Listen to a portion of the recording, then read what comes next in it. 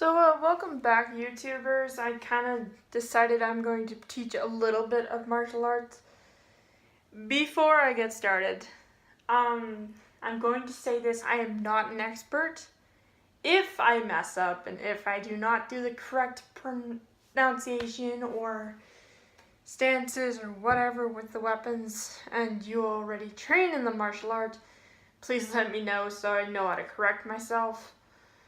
I just know that there is some judgmental people online and they're like, oh, you don't know it. You didn't do it right. Yeah, well, not everyone knows what you do. Every martial arts school is different in different ways and forms. I'm going to mainly talk about ninjutsu, which a lot of people have talked to me about, and I've only met maybe 10 that actually train in the martial art.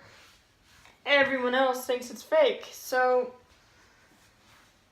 it's really sad. So right here, I have a 6-foot staff, or a roku shaku bow. Now, this sort of weapon, you don't want to start swinging around wildly. It can break bones. It has put holes in walls. I've seen someone have a broken wrist from it. You don't want to mess with it. Unless you know what you're doing with it, I suggest to not use it. I know a tiny bit.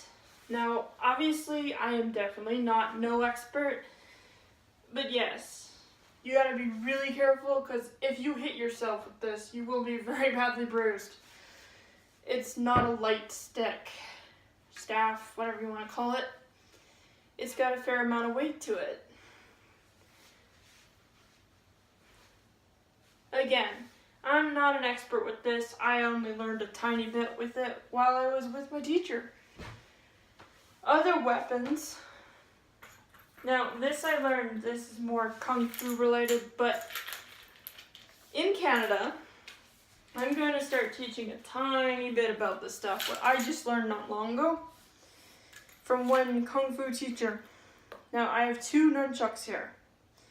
In Canada, they are illegal. So, you wonder why I'm holding them right now, right? Well, weirdly enough, the stores allow you to buy them. So long as you're not packing them around outside, swinging around with them, you're fine. If you're going outside and doing that, you're going to be in trouble. Even the soft, light ones, like this one, is considered a weapon. And you can get arrested for it. Now, there's a rope in this one, or a double rope. You can spin it and turn it around like this, and it makes it go faster and stronger. Thing is, you cannot control it very well unless you've practiced with it many times. Like, even I cannot control that. It's not something that's learned in a day. Now, what they were teaching is to keep the elbow in close, so you're not going to end up hurting yourself. You do this, you're going to hit yourself. Be aware that this thing will fly different directions if it bumps into anything. That's one reason why it's not allowed. Another is for the fact that the teacher said if you do get choked by this, it can kill you. So you don't want to do that. The foam ones, like this one's got camouflage on it.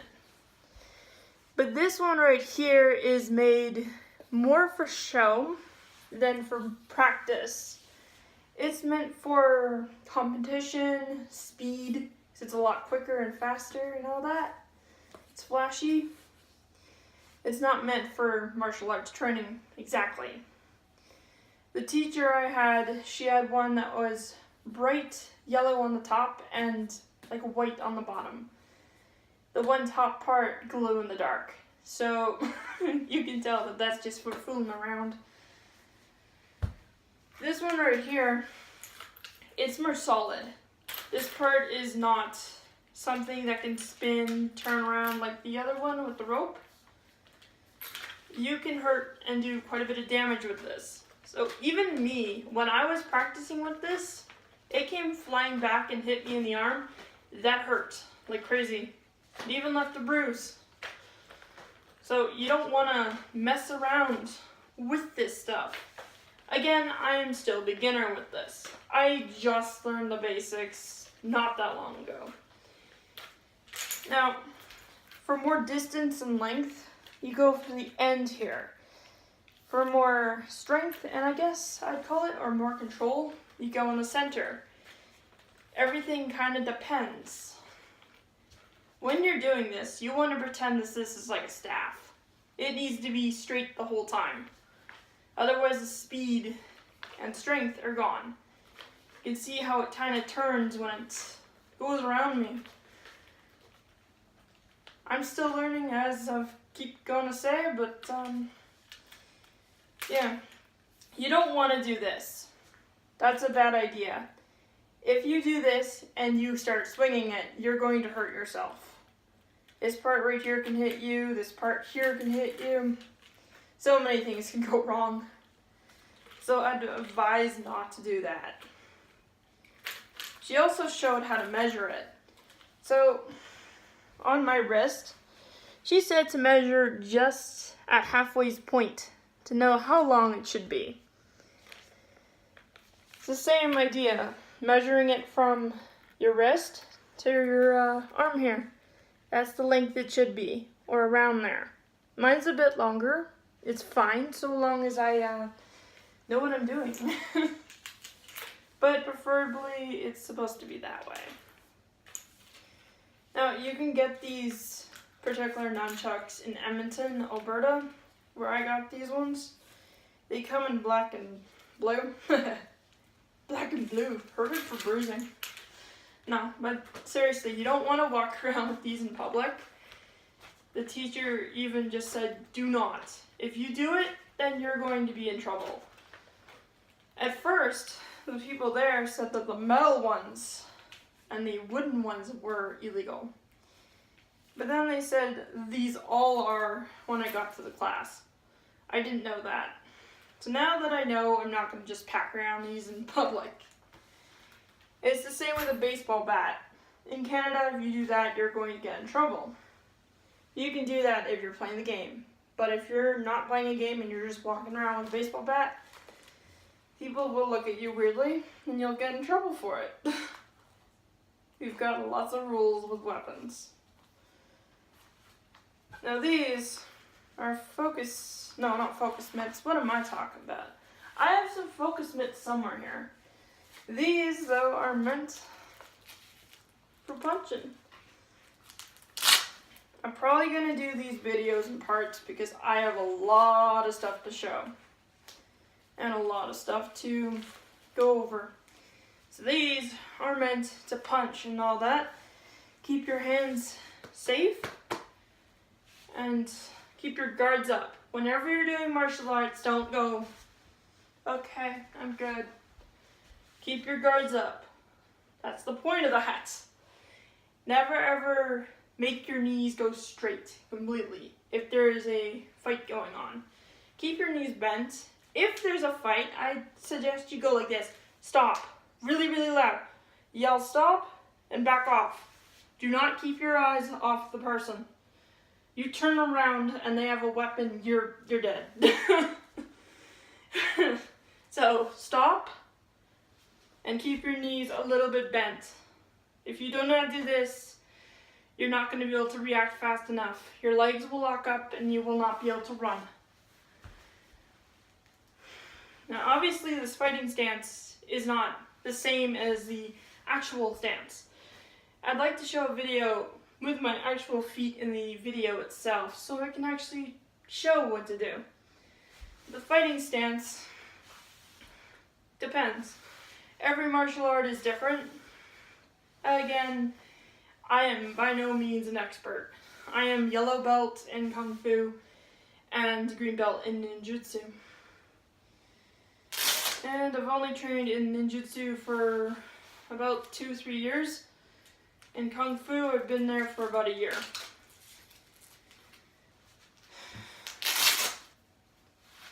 One day I'd like to be a teacher. That would be pretty awesome. Start teaching for free if I can. Now there is other weapons. I'm gonna go through the shuriken or ninja stars. commonly said many times. Now, these are a little bit difficult to use. I only use this a few times. So, keeping your thumb and a finger in between, that is how you hold a shuriken in one way. There is many ways. Now, for throwing it, I'm not going to actually start tossing hard. But a throw, you release it with your finger pointing out.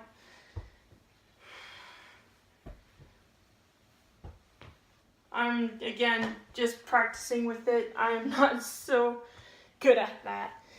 They can also be considered a hidden weapon, where you can hide them in your hands and use them during fighting.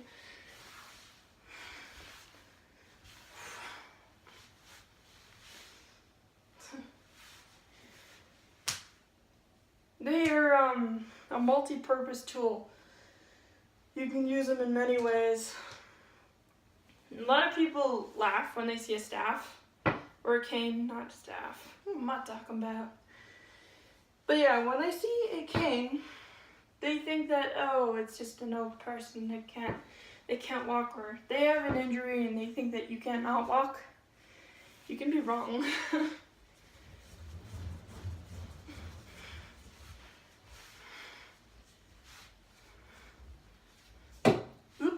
You don't want to hit the roof. I only did this a few times with the class, so I can be totally wrong with this. But the spin is the common thing that I learned. This took quite a bit of practice, because you can actually, you can damage the roof, or you can hit someone else. Now, there was a part where this can actually hook around the neck and you can hit. That is very dangerous. Talk about deadly teachers. And the katana, or in this case, the bokken. Now, I've been taught never to actually touch the blade part. Even though it's fake, you don't want to full on touch it. The back, maybe. If I had some sort of protection, I might be able to do this. If you start touching the blade like you would normally fool around with the wooden one, you'll develop a habit where when it becomes the real thing, you'll start using your hand on the blade itself. The teacher I had for Ninjutsu talked about a guy that was on stage. Let's just say it came out pretty bloody. The guy decided, I'm going to use my sword and take it out like this. But he would always put his thumb on the edge of this blade. So when he went to do it with the real thing, let's just say he lost a finger. It was a very bloody experience. You never want to constantly do the same thing over and over again until it becomes a bad habit. In that case, you're going to have to rewire your brain into thinking that you're doing it correctly. Not constantly doing the same thing over again. I don't have a sheath, which I'd love to get, but I only trained with the sword a few times. By no means do I know everything about this. The teacher always said to keep your arms up high, your sword overhead. Then you can see the person in front of you. If you do this, you're not going to be able to see them very well. Doing this, it opens up a lot of sight. You can also use the blade to shine on the sun and reflect in your opponent's eyes. They wouldn't have a fun time. They'd be blinded. There's many other weapons out there. I don't have them all. I can only show what I have. The tanto, the little tiny weapon here. I only used it like twice in the class. So I really need to practice more with it. I also have a hanbo, which is a really small, short 3-foot staff. I only used it once, so I didn't want to include it in the video because I'm pretty horrible with it. Now, martial arts are not all about fighting. There is many things you can do besides fighting to defend yourself or keep yourself safe. For instance, learning survival. That is a good thing if you are in the middle of nowhere. Another video, I can do a survival video. Yet again, I am definitely no expert. I'm just getting information from books and what I've seen online. I have gone outside and done a little bit of survival myself, but not to the point where it's like that. There is many other things I can show. Like this right here is the Boshiken. So keeping your thumb like this and hitting the pressure points. Learning about the human body is one of the other most important things for martial arts. If you can figure out where the pressure points are, then you can definitely use that. There is a pressure point right in this part of your arm. So you poke around with the Boshiken a few times, you will feel pain in a certain part.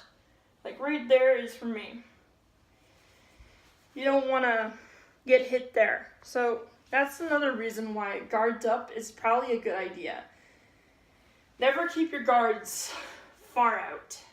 Keep them in the range where your arms would be. If you're going like this, they're not going to be guarded. I've seen people try doing this. It looks like they're about to punch themselves. Keep your hands out and keep a control on your hips. If your hips are not straight, you're off balance. And in that case, you're going to have a real weak punch. You're not going to have a lot of strength behind that. It's all about balance, strength, and all that other stuff. Anyway, I will end this video because it's going to be like forever. Another one, I can teach history on ninja and samurai and all that. Another one, I can teach more on weapons, ones I might not have. Like I can teach about the Kisorigama, the Tekogage, I believe I'm pronouncing it correctly, and many other things. I can also teach other languages. I am not fluent in other languages, but I know Spanish, I know Japanese. I can say hello in about 11 languages besides English. Hopefully I'm pronouncing them right. But yeah, I'm here to hang out and chat and do whatever the heck anyone wants. Just leave a comment below, subscribe if you like this channel, give a thumbs up, share with anybody you want to share with, and until next time, see ya.